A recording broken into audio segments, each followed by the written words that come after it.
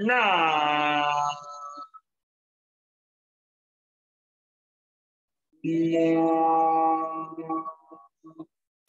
ओ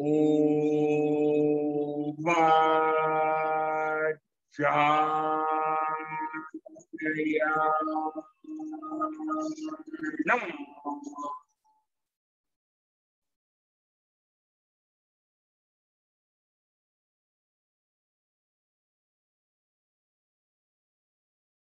ना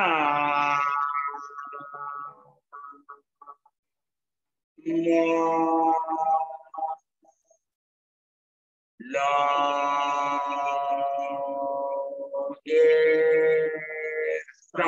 वस्ता ना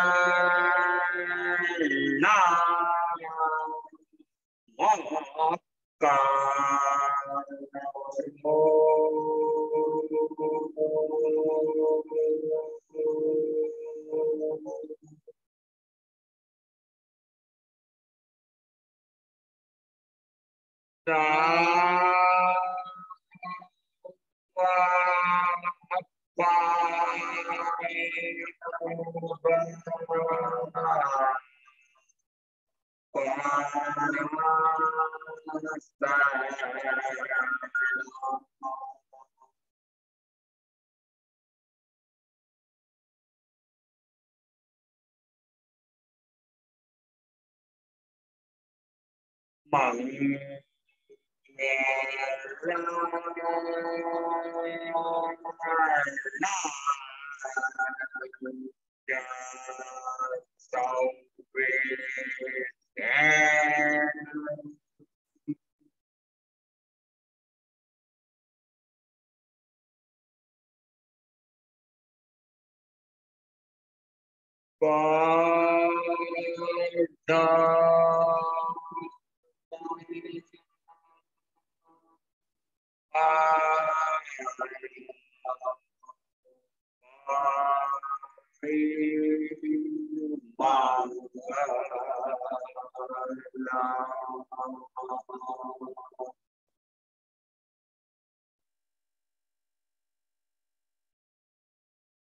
आत्मसिद्धि शास्त्र में तेवे सद्गुरु चरण ने त्यागी दई निज पक्ष वामे ते परमात्मो निज पद नो ले लक्ष्य। निज पद जिन पद एक ही है, जिन पद का लक्ष्य रखूं, सिद्ध पद का लक्ष्य रखूं या अपने स्वयं के आत्म पद का लक्ष्य रखूं, उस लक्ष्य को ध्यान में रख करके फिर मैं सदगुरु के चरण की सेवना करता हूं तो आत्मा सिद्ध हो जाता है, शुद्ध हो जाता है, बुद्ध हो जाता है, मुक्त हो जाता है, परिनिर्वाण को प्राप्त करते हुए दुखों का अंत कर देता है। ऐसा सदगुरु के चरणों की सेवना। कैसे सदगुरु?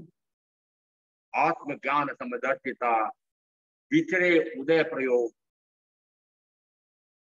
अपूर्ववाणी परम श्रुत सदगुरु लक्षण योग। 5 बातें एक साथ आई हैं और 5 बातें एक अपेक्षा से तो श्रीमद राजचंद्र ने स्वयं ने इन आत्मसिद्धि के कुछ पद्यों का स्वयं ने अर्थ, विशिष्ट अर्थ फरमाया। उसमें एक 10वीं गाथा का भी उन्होंने अर्थ किया और मूलतः यह कहा कि यह तो वस्तुतः तीर्थंकर परमात्मा परम सदगुरु के प्रति यह भाव है। और 5वें आर्य का संयमी साधक, 5वें आर्य का साधक किस प्रकार की साधना करे, ये 5 गुण तो वस्तुतः तीर्थंकर परम सदगुरु के प्रति कहे गए।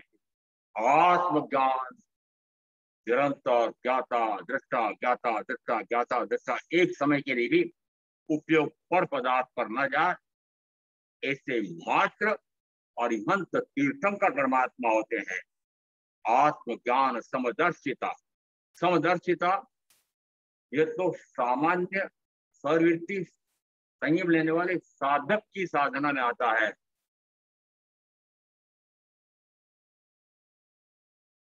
तो किस प्रकार की समृद्धि की साधना करता है? लाभा लाभे सुवे दुखे जीविये मरणता समो निंदा प्रशंसा सहा माणा व माणो।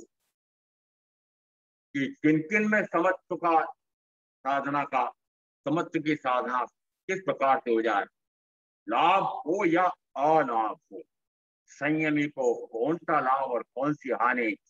लाभ का अर्थ यहाँ आत्म लाभ से गिनना चाहिए, परंतु वही अपेक्षा से आहर लाभ का भी अर्थ किया जाता है और आहर लाभ का न होना ऐसा भी अर्थ किया जाता है। लाभा लाभे कि लाभ हो या लाभ ना हो, आहर आदि का लाभ ना हो। लाभा लाभे सुहे दुखे, सुख हो चाहे दुख हो, कौन सा सुख? कि इंद्र विषयों का सुख अत्यधिक मिलता हो या इंद्र विषयों के माध्यम से मिलने वाला दुख अत्यधिक मिलता है, तो दोनों में सम हो जाए। लाभा लाभे सुहे दुखी जीविये मरने सहा, कि जीऊं या मर जाऊं दोनों में सम। लाभा लाभे सुहे दुखी जीविये मरने सहा समूह निंदा प्रशंसा सहा मानव मारो। कि कोई निंदा करे या कोई बुराई करे, निंदा बुराई करे या वह उसका स्वागत सम्मान करे, दोनों में समत्व धारण कर दे। मान हो या अपमान, सत्कार हो या दुष्कार हो, दोनों में सम। इसका अर्थ है कि दो के जोड़े कितने ही प्रकार के हो सकते हैं, मात्र इस गाथा में तो इतने ही आए हैं।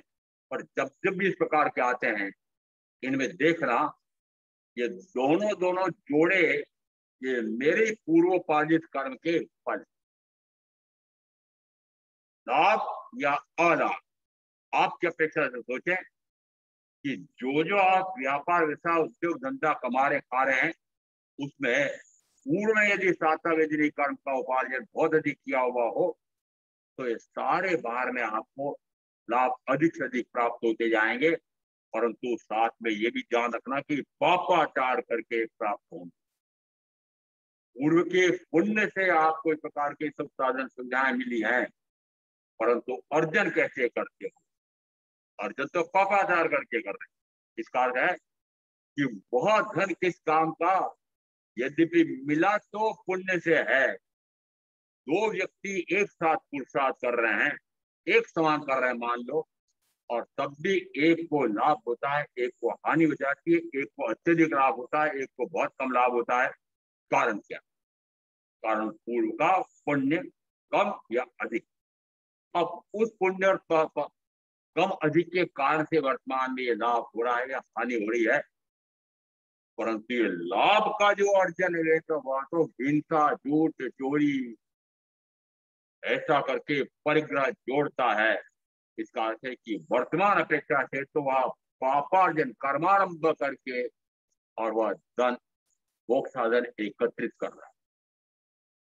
और आगे दिया सुख और दुख, ये भी मेरे पूर्व के उपार्जित कर्म के अनुसार है। तो अब मैं सुख आए तो फूलूं, दुख आए तो घबराऊं। क्यों? मेरे द्वारा पूर्व में उपार्जित कर्म का फल है। जिस समय बांधा था तब तो हंसते हंसते बांध लिया था, अब उदय में आता तो रोता झीकता क्यों है? अपने आप को मैं कहता हूँ, अरे अब क्यों रोता झूठता है? तेरे बांधा था उस समय क्यों नहीं ध्यान रखा? और उस समय अज्ञानता अबोधता थी, इस कारण से ध्यान नहीं रख पाया।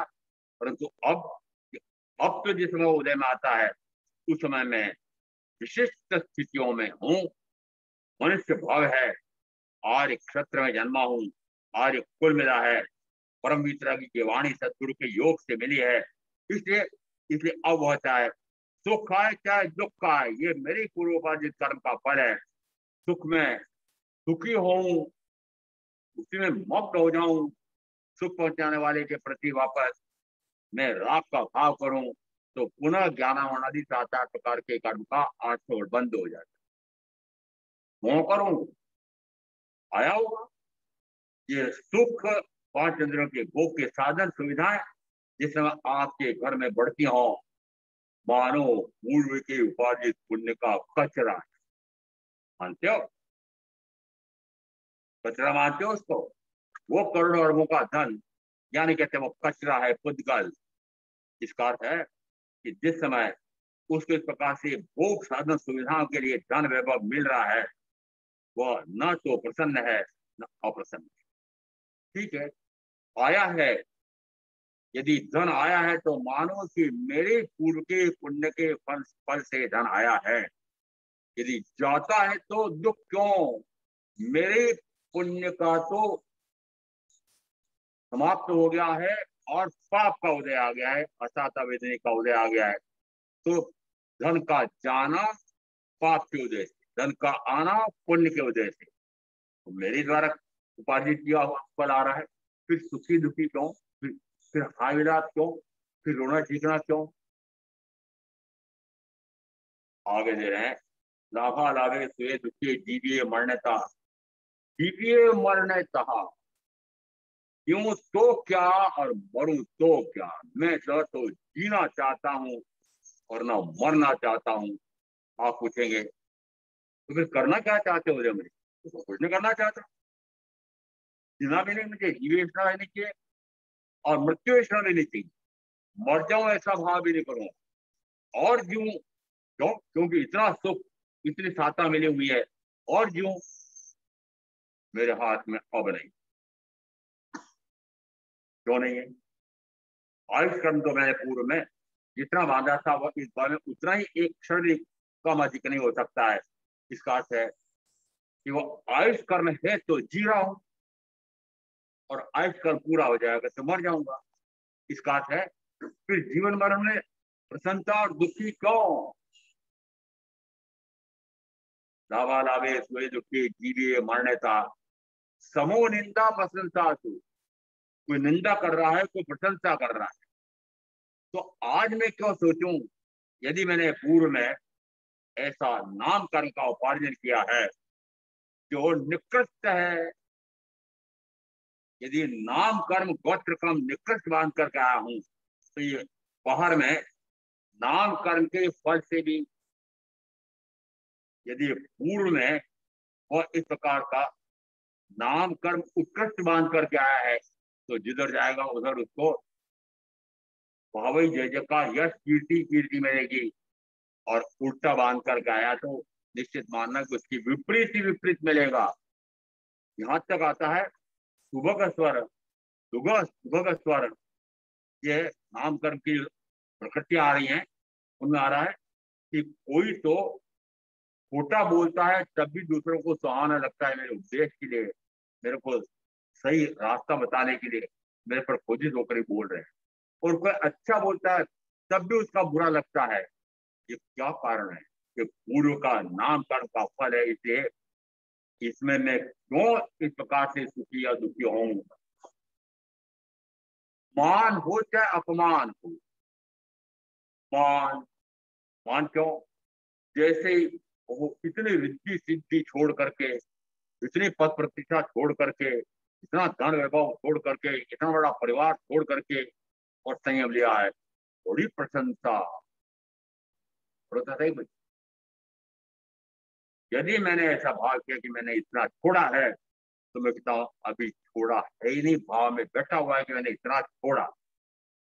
वह तो छूटने योग्य ही था। मैं उस एक उद्गल परमाणु को भी ग्रहण नहीं कर सकता था, गलती से मैंने वह ग्रहण कर लिया था, गलती सुधारी, छूट गया। तो छोड़ा गया कि छूट गया? तुच्छ था, त्याज्य था, इसलिए छूटना ही था।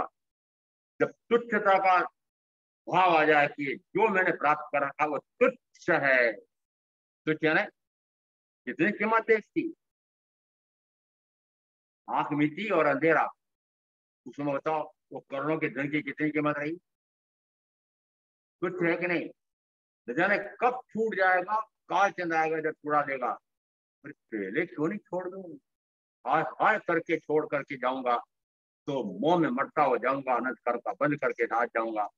परंतु पहले कोई नहीं छोड़ना चाहते हो, पंजा अंग जैसा जमा करके बैठे हो। मेरा धन है, मेरा वैभव है, मेरा कोठी, मेरी कोठी है, मेरा घोर है। वो काल चल देगा सबका, बहुत दिन रेडी अचल। इसका अर्थ है कि क्यों मानते हो कि ये मेरा है, मेरा है, मेरा है? मेरा तो कोई नहीं, मैं तो मात्र मैं है ना, आत्मा। बस मैं मेरा हूं, मैं मेरा था, मैं मेरा हूं, मैं मेरा रहूंगा। न मैं इस शरीर का हुआ, न शरीर का होता हूं, न शरीर का होऊंगा। न शरीर मेरा था, न शरीर का शरीर मेरा है, न शरीर मेरा होगा। यह इसका था, ये इसका है, ये इसका ये रहेगा। मैं मेरा था, मैं मेरा हूं, मैं मेरा रहूंगा। ऐसी दोनों अपेक्षाओं से मैंने इस शरीर से पूरी तरह से कट्टी, क्योंकि तू और मैं एक जैसा है ही नहीं। पांच पांच अपेक्षाओं से, द्रव्य से, क्षेत्र से, काल से, भाव से, द्रव्य से, गुण से, पर्याय से, दोनों पूर्ण तो भिन्नता का भेद। इसका अर्थ है कि जब इतना भेद हो गया है तो फिर शरीर कैसा भी मिला हो, काला कलूटा मिला हो, यहाँ तक कि वह चांडाल कुल में जन्मा हो, तब भी क्या अंतर पड़ता है, और शैत्य कुल में जन्मा हो तब भी क्या अंतर पड़ता है। आत्मा तो दोनों की एक समान है। ये तो बाहर का लोथड़ा है, इसकी जो कीमत कितनी कर रखी है। वस्तुतः क्या इस शरीर की कीमत है? और यदि आप कहते हो कि इस शरीर की जो बड़ी कीमत है, इसको तो संभाल के रखना पड़ेगा, तो मैं पूछता हूँ, पशुओं के शरीर की तो फिर भी बड़ी कीमत है। हम गोरक्षा में थे तब भी प्रचार करते थे कि जिंदी गाय यदि उसकी 100 रुपए की कीमत है तो मरी हुई की 1000 की कीमत होती है। जरा आपका भी पता लगाना कि आपका भी जिस समय यह शव हो जाएगा, जब कितने रुपए में बिकेगा। समझ में आता है? जिसको इतना कंपोर्ट कंपोर्ट कर रखते हो, वो कैसा है? अंदर में जिस समय इस प्रकार का पक्का हो जाता है तो फिर शरीर से दृष्टि हटती है। जिस समय शरीर से दृष्टि हटती, शरीर मैं नहीं, शरीर मेरा नहीं है, उस समय अपने आप का ज्ञान होता है, और उसी को कहा आत्मज्ञान। दूसरा भी कहा लाभाराधे, वो चरम तक पहुंच जाता है, लेश मात्र में नहीं। यदि कोई इतनी इतना धन वैभव, तो एक अपेक्षा से सारे ये वर्तमान के हुए तीर्थंकर परमात्मा राजा या श्वेतांबर परंपरा का एक राजकुमार, 3 चक्रवर्ती। इसका अर्थ है कि साता विधि कर्म का इतना उपार्जन करके आए थे, इतने साता सुख मिला था, तब भी समदर्शी का संभाव मिला होगा। पूर्व के पुण्य का कचरा है, छोड़ करके निकल पड़े। और क्या निकल रहा है? प्रथम तो आया कि वो कैसे होते हैं, कि प्रथम तो आत्मज्ञान समदर्शिता, आत्मा को आत्मा का ज्ञान हो जाए। तो आत्मा को आत्मा का ज्ञान कब होगा? कि जब पर का ज्ञान बंद हो जाए तो। और कहां तक मानना कि मात्र एक शब्द में इतनी सूक्ष्मता से कहो, इतनी गहनता से जो व्यक्त किया जा रहा है, मैं तो मात्र गायक। ये ज्ञान और दर्शन और चारित्र में तो इस लोक में भी नहीं। कहां तक जो वही अपेक्षा से भेद किए जा रहे हैं, आत्मा तो, द्रव्य तो सारे गुणों को एक साथ किए हुए बैठा है। आत्मा से पूछो तो क्या वह ये अलग अलग करके बताएगा कि मेरा ये गुण है, मेरा ये गुण है, मेरा ये गुण है? सारे गुणों को एक साथ किए हुए बैठा हुआ है। और इस कारण से कहा जाता है कि जिस समय वो एक गायक भाव प्रकट होता है, तो गायक भाव क्या करा रहा है?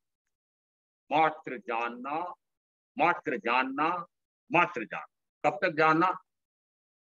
कि प्रथम तो 2 घड़ी तक निरंतर एक समय का भी विक्षेप ना है, उसके बाद में अनंत काल तक आत्मज्ञान। कैसा आत्मज्ञान? लक्ष्य में क्या रहना चाहिए? आत्मज्ञान। जो पूर्व के गाथा में आया है कि सदगुरु की सेवना वो कैसे करे, लक्ष्य क्या रख करके चले, तो लक्ष्य में रख के चलेगा कि मैं भी सिद्ध समान हो जाऊं। मेरी परम गुरु के समान हो जाऊं, ऐसा लक्ष्य करके आत्मा का अर्थ सदेगा। उस लक्ष्य के बिना आत्मा का अर्थ परमार्थ सज ही नहीं सकता है। आत्मा का परम अर्थ कब सजेगा कि आत्मा का जैसा त्रैकालिक स्वरूप है वैसा प्रकट हो जाए।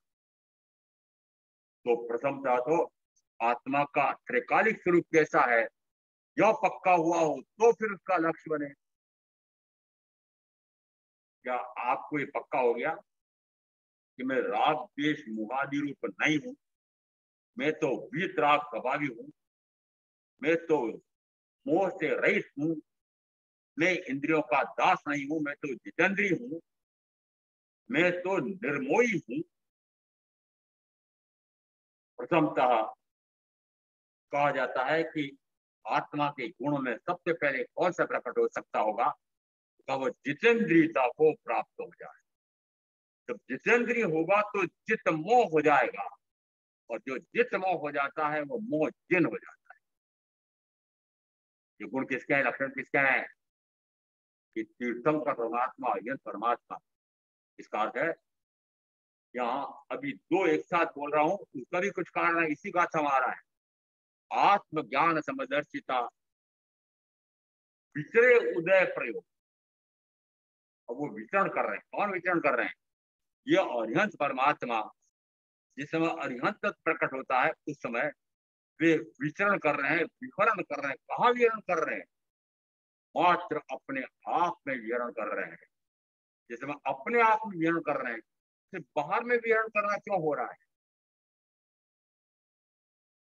बाहर में विहार क्यों हो रहा है, चतुर्मास क्यों हो रहे हैं तीर्थंकर महावीर के। एक सांस से विहार करके दूसरे सांस पर सो जा रहे हैं, क्यों आ रहे हैं, विचरे उदय पर। कौन सा कर्म का उदय है, तो चार अघाती कर्मों का उदय है। उसमें से दो अघाती ऐसे हैं कि जिसके कारण से उनको तीर्थंकर नाम कर्म और दूसरा तीर्थंकर गोत्र कर्म, ये पूर्व में क्योंकि उदय बांध करके आए थे पूर्व भाव में, वह जिस समय उदय आता है तो फिर उस कर्म के उदय में विचरण हो रहा है। आत्मज्ञान समदर्शिता विचरे उदय प्रयोग। ये तो परम सदगुरु तीर्थंकर के लिए कह दिया, अरिहंत के लिए क्या कहूं। वही ये बात निश्चित है कि जैसे तीर्थंकर वैसे अरिहंत नहीं, अंतर तो है। अंतर कौन सा है, यदि अभी वापस पूछ लूं, मैं बता चुका हूं कि अरिहंत और तीर्थंकर में समानता भी है और असमानता भी। समानता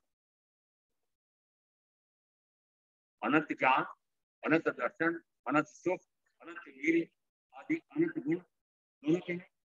फिर असमानता क्या है कि उन्होंने तीर्थंकर नाम गोत्र कर्म का बंध नहीं किया है और इन्होंने ऐसा बंध किया है, तो वो अंतर जो है वो कर्म का अंतर है।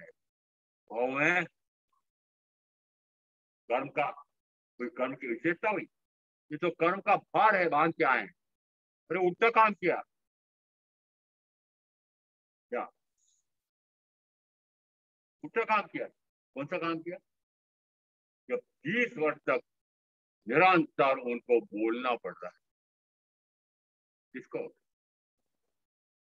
जिन्होंने सर्ववृत्ति संयम प्रवृत्तियां ग्रहण करते से ही पक्का कर लिया था कि मैं पूर्ण मौन रहूंगा, और अब उनको 30 वर्ष तक लगातार, 30 वर्ष तक नहीं कहता हूं, मैं तो कहता हूं अंतिम समय परिनिर्वाण के समय तक बोलते बोलते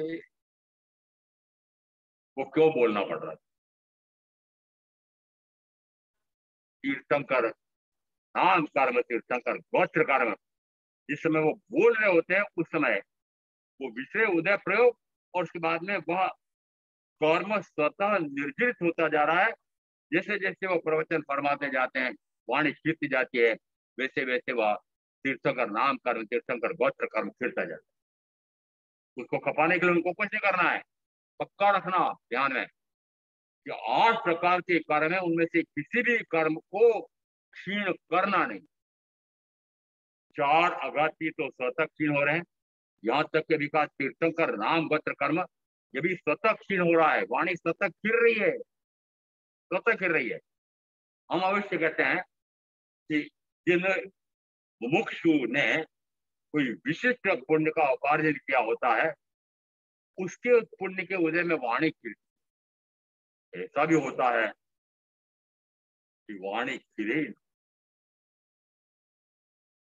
क्यों कहा जाता है वाणी खिले? ऐसा भी कहा जाता है कि कोई विशिष्ट मुमुक्षु एक दिन सभा में 1-2 आ जाए तो वाणी विशिष्ट प्रकार की हो जाती है, और एक भी यदि उसमें इस प्रकार का आ गया कि जो उल्टी बुद्धि वाला है, वो नकारात्मक सोच वाला है, हो सकता है कि उस मुनि का पूरा प्रवचन उल्टा चला जाए। क्या कारण? क्या कारण? सामने बैठने वाला कौन सा है? इसलिए सामने बैठने वाले के लिए इसी आत्मसिद्धि में आया है कि वो तीव्र जिज्ञासा वृत्ति लेकर के सदगुरु के पास जाए। कौन सी जिज्ञासा वृत्ति? और तीव्र से तीव्रतम जिज्ञासा वृत्ति कि मैं जन्म मरण से कैसे मुक्त हो। एक बात, दूसरी कोई नहीं, एक बात। एक बात क्या है? मात्र एक इच्छा, एक अभिलाषा, एक ही कार्य, मुझे जन्म मरण से मुक्ति चाहिए, मुझे और कुछ नहीं चाहिए। उसको कहा वह जीव मुमुक्षु जीव है। ओ वो क्या? तो बरो क्या मात्र मोक्ष का स्वरूप समझ करके मोक्ष को प्राप्त करने का ये लक्ष्य करके आते हो, तो मानना कि वो पूर्व की गाथा भी सही है, और तब वह ये गाथा सफल होगी। पूर्व की गाथा में क्या है? निज पद नो ले लक्ष्य, तो निज पद आत्मपद, इसका अर्थ है कि आत्मपद का लक्ष्य लेकर के वह इस भव में साधना करता है।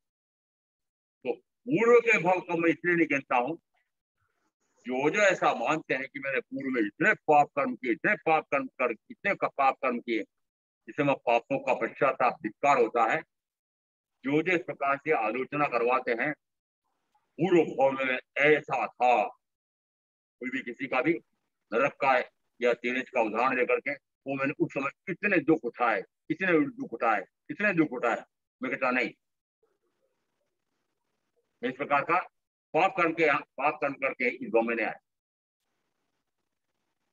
इस गांव में पाप कर्म करके आए, अधिकांश पुण्य करके आए हैं। थोड़ा सा चीता पाप का असाता वजह का रहा, इस कारण से साथ में असाता भी है। ऐसा नहीं है कि निरंतर साता ही साता सुख है, असाता तो है, परंतु अधिकांश में पांच में साता है। और विशेष से विशेष ये है कि मैं ऐसे विशिष्ट पुण्य का उपार्जन करके आया हूं कि सदगुरु का योग मिला है, परम तीर्थंकर की वाणी मिली। इसका अर्थ है यदि इतने विशिष्ट मेरे पूर्व के पुण्य हैं, तो फिर मैं क्यों कहूँ कि मैं पहले ऐसा था, मैं पहले ऐसा था, पहले ऐसा था? नहीं था, नहीं तो बहुत पुण्य किए पूर्व। इसका अर्थ है कि जिसमें ऐसा पुण्य का उपार्जन के यहाँ आता है, उसमें उसको सदगुरु का, परम सदगुरु का योग मिलता है।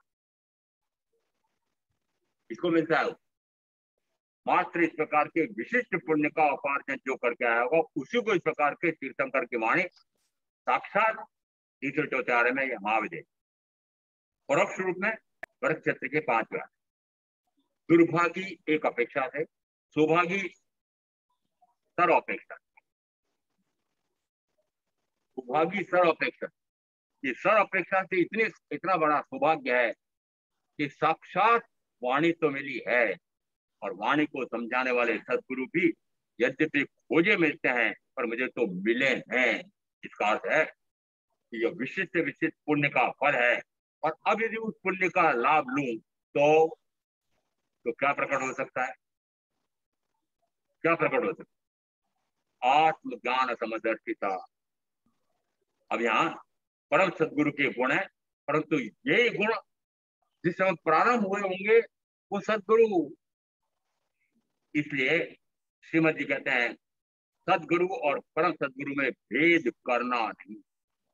आप तो पता नहीं वो नानक देव का उदाहरण देते हो, अरे मेरे पास हमारे स्वयं के इस प्रकार के विशिष्ट विशिष्ट साधकों के ऐसे कथन विद्यमान है कि भेद करना नहीं। किसमें? कि गुरु में और परम गुरु में भेद करना नहीं। क्यों? क्योंकि जैसे वो परम गुरु हैं वैसे गुरु हैं। ये गुरु कौन सा पुरुषार्थ कर रहे हैं कि निरंतर उस परम पद को प्राप्त करने का पुरुषार्थ कर रहे हैं। समझ लेना गुरु कैसे कहा जा रहा है, परिभाषा पूरी समझ लेना गुरु कैसे कहा जाता है। एकमात्र लक्ष्य लेकर के चलेगा कि मैं परम पद को प्राप्त हो गया। वो परम पद कौन सा है? वो परम पद कहा जाता है निज पद। परम पद कहा जाता है सिद्ध पद। तो क्या निज पद प्रकट हो जाए, निज पद प्रकट हो जाए ना, द्रव्य से, क्षत्र से, काल से, भाव से। यहाँ पर वैसे तो पांचों अपेक्षाओं से कहा, परंतु चौथी अपेक्षा से सबसे महत्वपूर्ण आया है कि भाव से मैं कैसा कि मैं अनंत ज्ञान पर्यवान, अनंत दर्शन पर्यवान, अनंत चारित्र पर्यवान।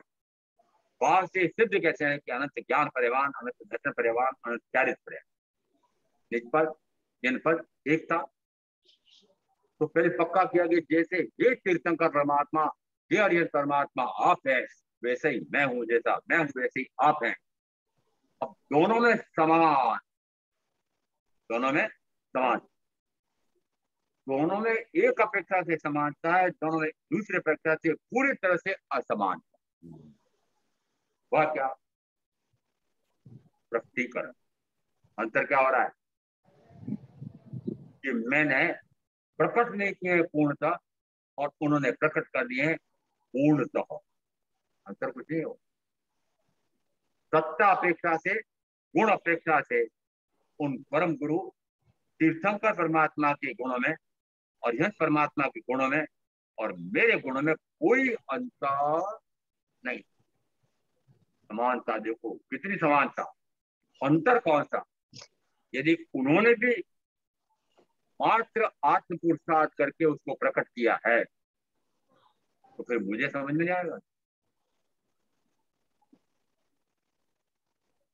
उनके भी उसी प्रकार से थे। घोर घोर आती घोर आत्मा परम भान कैसे ऐसे फील करने वाले अनंत चुके हैं। अनंत सिद्ध हो सकता है तो मैं क्यों नहीं हो सकता?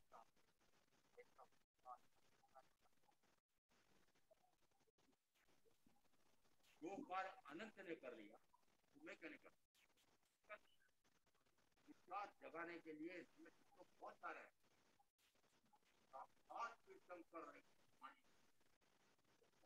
सामान्य से किसी वस्तु के माध्यम से बात याद आ गई है ज्ञान हमें बुद्ध प्रत्येक बुद्ध में है निमित्त वो प्रतिष्ठा कर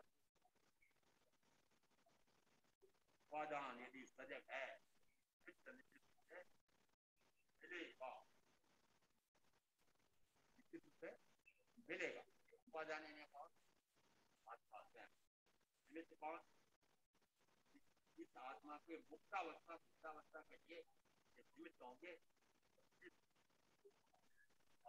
और योग साथ ये तो निमित्त है, परंतु अंदर में तीर्थंकर महावीर समय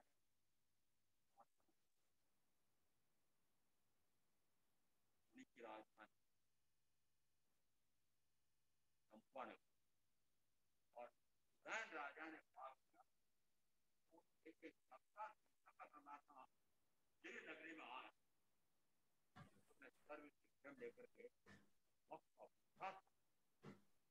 जी भाई नगर उनका राजधानी को कोस की दूरी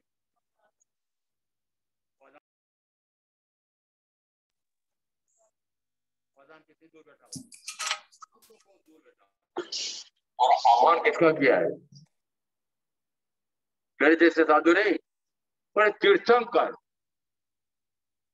ये कहते महाराज 1000 किलोमीटर की यात्रा करके दिल्ली दौड़ा है फटाफट फटाफट।